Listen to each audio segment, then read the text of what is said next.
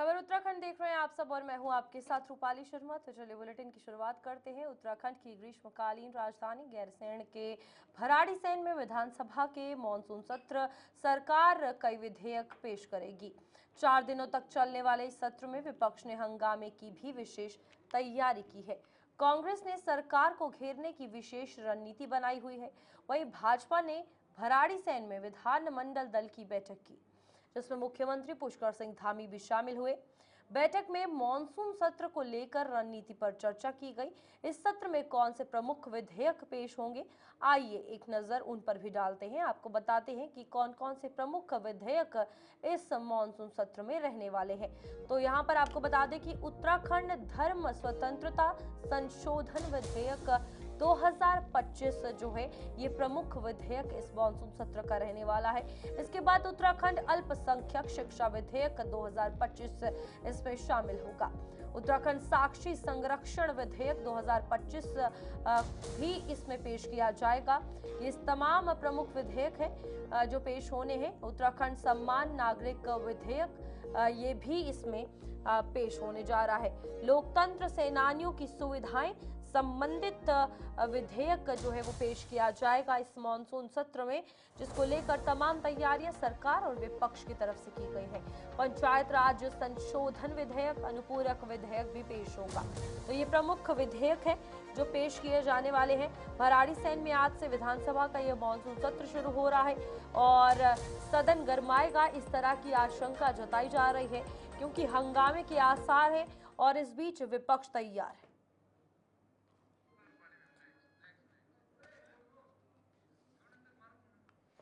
तो चलिए हमारे साथ शिव नारायण हमारे संवाददाता जुड़ चुके हैं। शिव, बताइएगा आज कितने बजे सत्र की शुरुआत हो रही है, क्या कुछ रहने वाला है खास इस मॉनसून सत्र के हवाले से? कहना चाहूंगा, जिस तरीके से आज सदन 4 दिन के लिए आज से शुरू हो रहा है, तो यहाँ पे पूरी व्यवस्था चाक चौबंद की गई है। और जो यहाँ पे आज सदन है, सदन में सारे कल ही पक्ष विपक्ष की एक रणनीति तैयार हो गई थी। किस तरीके से विपक्ष के सवालों का जो सत्ता पक्ष है वो कैसे सवालों देंगे और उनके जो हंगामे के आसार है उनको कैसे रोक पाएंगे, कि ये सब रणनीति तैयार हो गई है। और 11 बजे से यहाँ पे सत्र शुरू हो जाएगा। ये ग्रीष्मकालीन राजधानी भराड़ीसैंण में हो रहा है और यहाँ पे जो लगभग 9 विधेयक यहाँ पे सदन पर रखे जा सकते हैं और 500 कुछ ऐसे सवाल हैं जो यहाँ पे होंगे पूरे सदन के दौरान। और साथ ही साथ ये बताना चाहूंगा, जिस तरीके से विपक्ष के और भी दल है और ये विधानसभा को घेरने के लिए तैयार है और इसको रोकने के लिए 4 किलोमीटर पहले ही बैरिकेडिंग लगा दी। पूरी सुरक्षा पूरी तरह मुस्तैद है और कोई ऐसा ना हो। और जिस तरीके के विपक्ष के पास इस बार मुद्दे बहुत ज्यादा हैं और इसको लेकर के बहुत ज्यादा कि सरकार को घेरने के ऐसे कई मुद्दे हैं जिनको कि आप सत्ता पक्ष को घेर सकते हैं। जी शिव, लेकिन जिस तरीके से उत्तराखंड में मॉनसून सत्र की अगर बात करें, कांग्रेस ने ये तैयारी भी पहले की कर ली है कि कल 20 को घेराव करेंगे। कल रामलीला मैदान में विशाल रैली की जाएगी, सरकार का घेराव किया जाएगा। एक तरफ पहले सत्र शुरू किया जाए, दूसरी तरफ पहले उस पर बातचीत होने दी जाए। पहले ही घेराव, पहले ही हंगामे के आसार अगर रख दिए गए हैं तो चर्चाएं कैसे होंगी? देखिए, सरकार ने भी पूरी तैयारी कर ली। जिस तरीके के आसार दिखाई दे रहे हैं और यहाँ पे जो मुद्दे हैं, लॉ एंड ऑर्डर ले लीजिए या आप आपदा का ले लीजिए या अभी इस तरह पंचायत चुनाव हुए थे उसमें कथित गड़बड़ी को ले लीजिए, ऐसे कई अनेक मुद्दे हैं जिनको लेकर के विपक्ष सरकार को घेरने की पूरी तैयारी कर चुका है। और आसार ये लग रहा है, जिस तरीके से मुद्दे ज्यादा हैं तो सरकार को घेरेंगे और लगता है कि कहीं ना कहीं जो ये सत्र चलेगा इसमें तो सदन कहीं ना कहीं बाधित होता नजर आएगा। जी शिव, कौन कौन से वो तमाम मुद्दे रहने वाले हैं आज विपक्ष जिसको लेकर घेराव सरकार का करती हुई नजर आने वाली है कुछ ही देर में? हाँ, ये देखिए, मैं पूर्व में बता चुका हूँ कि जिस तरीके से अभी त्रिस्तरीय पंचायत चुनाव में भी यहाँ पे जो गड़बड़ी देखने को मिली थी, नैनीताल का मुद्दा था जो जहाँ पे गोलीबारी की घटना हुई थी और जो आपदा है उसको लेकर के भी, और जो अपराध यहाँ पे सुरक्षा व्यवस्था की बात कर रहे थे, जिस तरीके से बार बार मुद्दे उठाए जाते हैं। और दूसरा सबसे बड़ा मुद्दा मुझे ये लगता है कि गैरसैंण को स्थायी राजधानी को लेकर के भी यहाँ पे हंगामे के ये मुद्दे उठाए जा सकते हैं। और अनेक मुद्दे जैसे आपके यहाँ पे शिक्षा, स्वास्थ्य या और अनेक मुद्दे ऐसे हैं। जिस तरीके से यहाँ पर इन तमाम विभागों की बात की जा रही है, तो ये भी कहा जा रहा है कि इन मॉनसून सत्र में जो पूरा एक साल का लेखा जोखा है वो भी रखा जाएगा कि क्या था, क्या किया गया, पहले की क्या तस्वीर थी, अब क्या तस्वीर है। तो इसको लेकर भी कहीं ना कहीं सरकार पर हावी हो सकता है विपक्ष।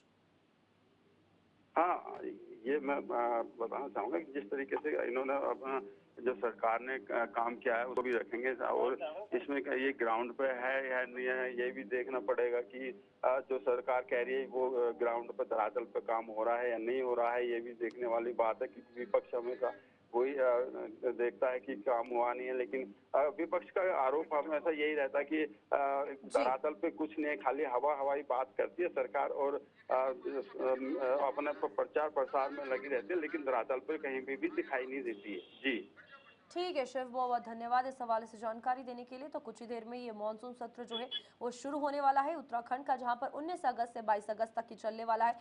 तमाम तैयारियां विपक्ष की तरफ से, लेकिन सरकार भी जवाब देने को तैयार है। अब देखना यह है कि तस्वीरें क्या कुछ निकलेंगी। आगे बढ़ेंगे, जहां पर भराड़ीसैंण स्थित विधानसभा परिसर में प्रातःकालीन भ्रमण के दौरान मुख्यमंत्री पुष्कर सिंह धामी ने राष्ट्रीय ग्रामीण आजीविका मिशन के तहत आजीविका मिशन समूह की महिलाओं से मुलाकात कर सरकार द्वारा चलाई जा रही जन कल्याणकारी योजनाओं का जनता को लाभ एवं क्रियान्वयन को लेकर फीडबैक किया।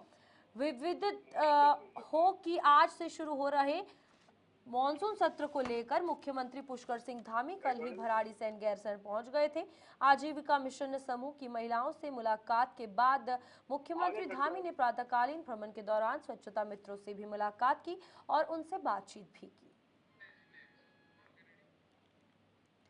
वहीं उत्तराखंड के 7 जिलों में भारी बारिश का येलो अलर्ट जारी किया गया है। इसके अलावा सभी जिलों में बारिश के तेज दौर होने की संभावना जताई गई है।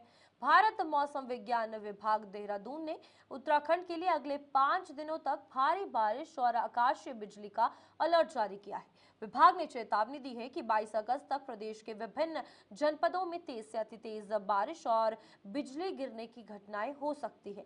मौसम विभाग के अनुसार देहरादून, नैनीताल, पिथौरागढ़, बागेश्वर, चमोली, रुद्रप्रयाग, उत्तरकाशी, पौड़ी और चंपावत जिलों में कई स्थानों पर भारी वर्षा की संभावना जताई गई है। वहीं हरिद्वार और उधम सिंह नगर समेत मैदानी जिलों में कहीं कहीं तेज बारिश के दौर देखने को मिल सकते हैं। इसके लिए येलो अलर्ट जारी किया गया है। तो प्रदेश में 7 जिलों में बारिश का येलो अलर्ट हो चुका है। और उत्तराखंड मौसम विभाग की माने तो उन्होंने कहा है कि अगले 5 दिन काफी ज्यादा तेज बारिश रहने वाली है। हालांकि बीते दिनों जो उत्तराखंड के धराली में आपदा आई थी, उसके बाद डिजास्टर मैनेजमेंट टीम हो, चाहे फिर वहां की लोकल पुलिस हो या फिर खुद वहां के स्थानीय लोग हो, सभी पहले से ही अलर्ट है। अरुण शर्मा हमारे संवाददाता, वरिष्ठ पत्रकार उत्तराखंड से हमारे साथ जुड़ चुके हैं। अरुण, बताइएगा उत्तराखंड के मौसम को लेकर क्या कुछ फिलहाल सूरत हाल बताए जा रहे हैं? देखिए, अभी तो मौसम खुला है, क्योंकि आज सुबह जब हम लोग ऋषिकेश से भराड़ीसैंण की तरफ जा रहे थे, जहां विधानसभा सत्र होना है, तो मौसम खुला है, धूप निकली है।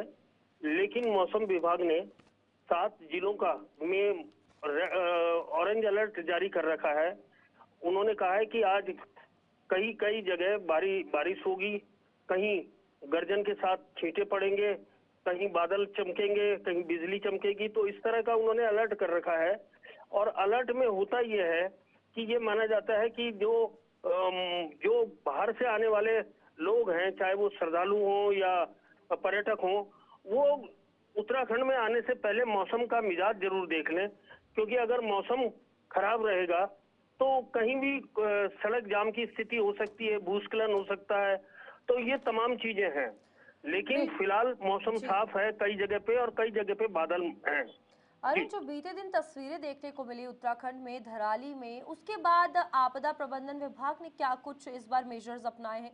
क्योंकि अभी मॉनसून खत्म नहीं हुआ है और सेफ्टी एक बहुत बड़ा सवाल है। हाँ, बिल्कुल बिल्कुल, आप सही कह रही हैं। धराली की जो आपदा आई, वो 5 अगस्त को आई थी और उसके बाद से अभी तक वहाँ हालात सामान्य नहीं हुए। कल एक डेड बॉडी मिली है, तो अब तक केवल 2 डेड बॉडी मिली हैं 5 अगस्त के बाद से, जबकि बहुत सारे लोग लापता बताए जा रहे हैं। और वो पूरा इलाका लगभग आज जो कुछ रिपोर्ट्स आई हैं उसके हिसाब से ये बताया गया है कि 14 लाख स्क्वायर टन का मलबा वहाँ एकत्र है, जिसकी वजह से वो सारा इलाका अभी तक मलबे में दफन है। मकान दफन है, उसके अलावा वो जो होटल थे और वो होम स्टे थे, तो वो सारी चीजें अभी रिपोर्ट में आ रही है। कुछ और अध्ययन चल रहा है, जिसके बाद और रिपोर्ट हमारे पास आएंगी। लेकिन फिलहाल ये स्थिति है कि अभी भी बहुत सारे लोग लापता है और उन इलाकों में क्योंकि सड़क मार्ग से संपर्क नहीं हो रहा है, तो ये इस वजह से कई जगह सड़कें ध्वस्त हैं और उस वजह से अभी तक शुरू नहीं हुई यातायात की। तो जो भी लोग उन इलाकों में जा रहे हैं उन्हें कई किलोमीटर पैदल चलना पड़ रहा है, तो वो एक और दुश्वारी है मौसम को देखते हुए।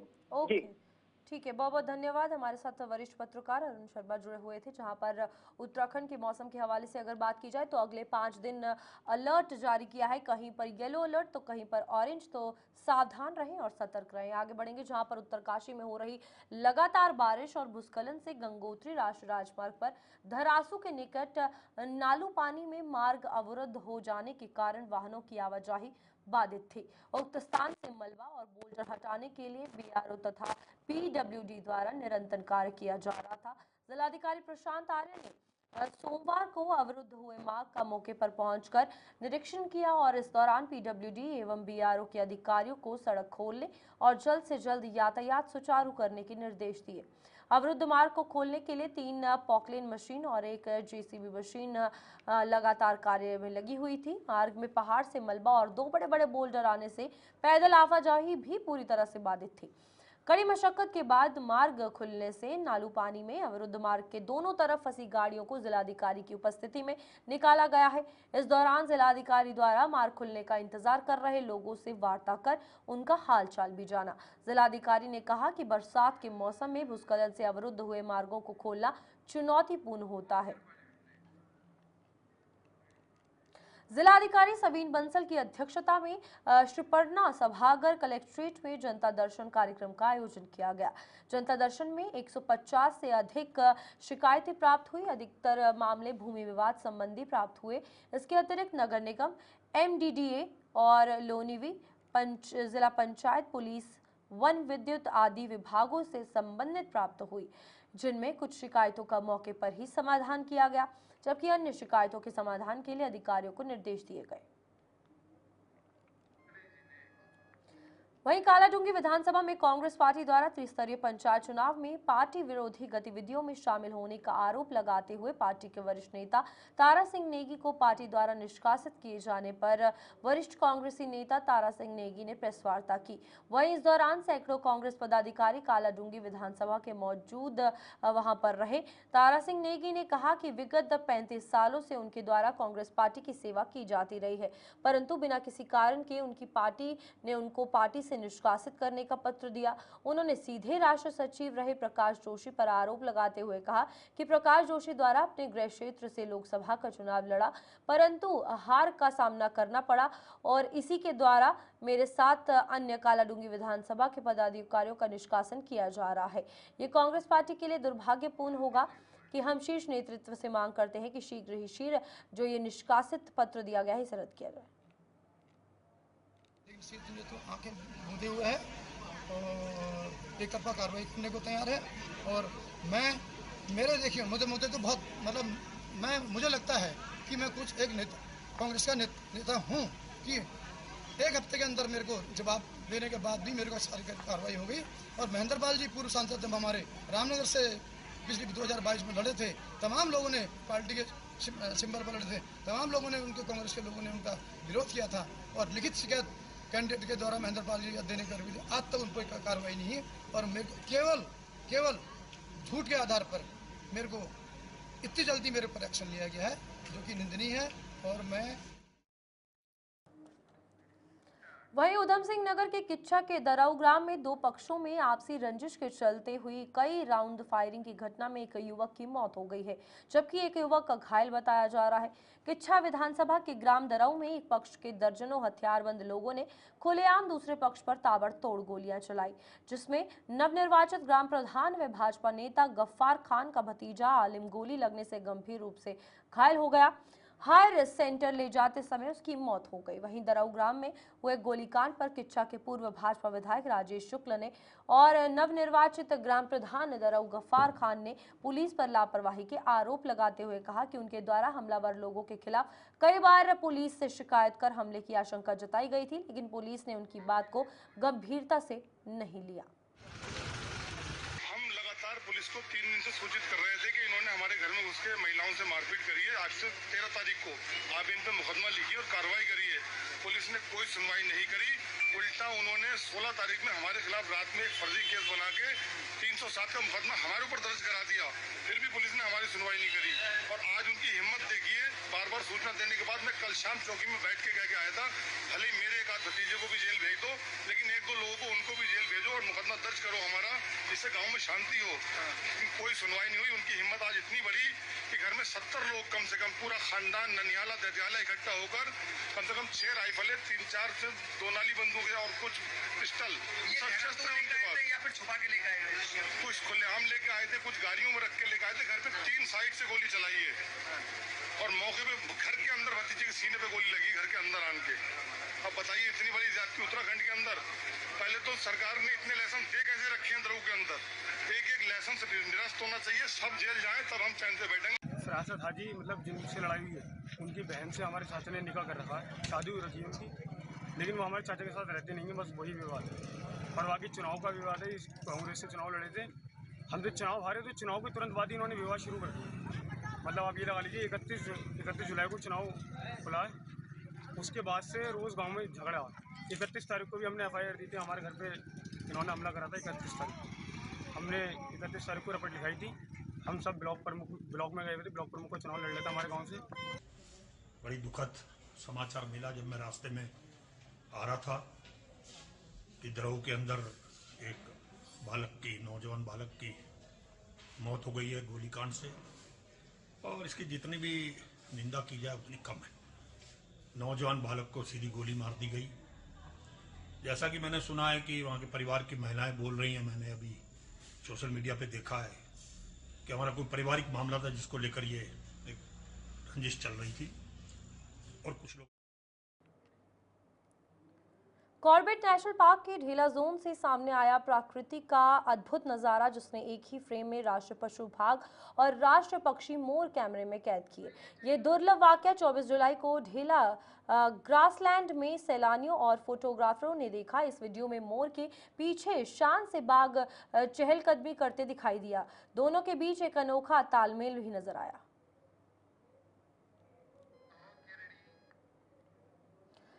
मसूरी से लगे जोड़ी गांव क्षेत्र में पिछले कई दिनों से बाघ के कारण दहशत का माहौल है, जिससे ग्रामवासियों का आना जाना मुश्किल हो गया था और लोग दहशत में साए में जी रहे थे।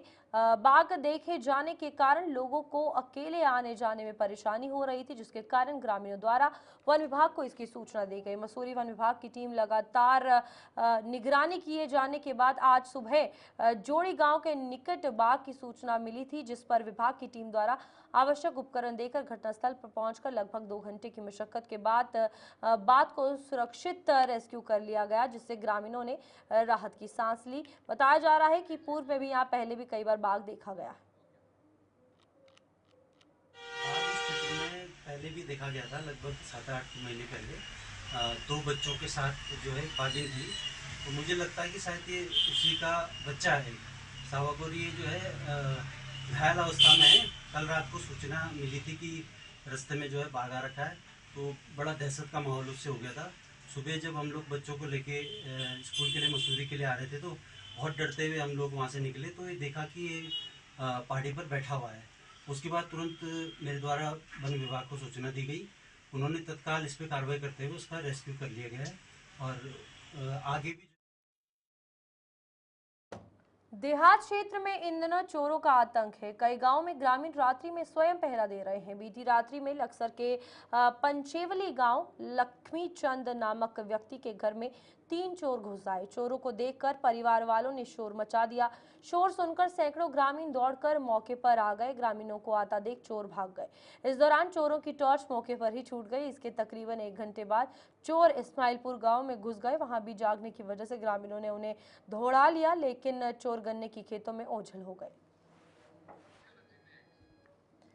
वहीं रुड़की के थाना पिरान कलियर में बेड़पुर ग्राम में मामूली कहासुनी के विवाद में बड़ा रूप जो है इस विवाद ने ले लिया, जिसमें जमकर लाठी डंडे भी चले और घरों की छत से पथराव भी किए गए, जिसका वीडियो भी सोशल मीडिया पर वायरल हो रहा है। वहीं इस विवाद में दोनों पक्षों के आधा दर्जन से ज्यादा लोग घायल भी बताए जा रहे हैं। सूचना पर मौके पर पहुंची पुलिस ने घायलों को अस्पताल भिजवाया और पूरे घटनाक्रम जांच में जुट गई है। वहीं इस पूरे प्रकरण में एसपी देहात शेखर चंद्र सुयाल ने बताया कि 2 पक्षों में मामूली कहासुनी के बाद झगड़े की सूचना मिली थी, जिसमें पुलिस ने दोनों पक्षों को हिरासत में ले लिया और आगे की कार्रवाई की जा रही है। मुकब्बिर है जी, मैं तो घर पे था भी नहीं जब ये रिक्शा लेकर रिक्शा चलाऊं। मैं तो मना कर तो करायो काम, हम तो है भी नहीं थे घर पे। रिक्शा खड़ी करते ही और बस निकले तो भी और बिल्डिंग पे चढ़े हुए सर, अब पथराव करा बिल्कुल। चलिए बुलेटिन में अभी के लिए इतना ही। मुझे दीजिए इजाजत। नमस्कार।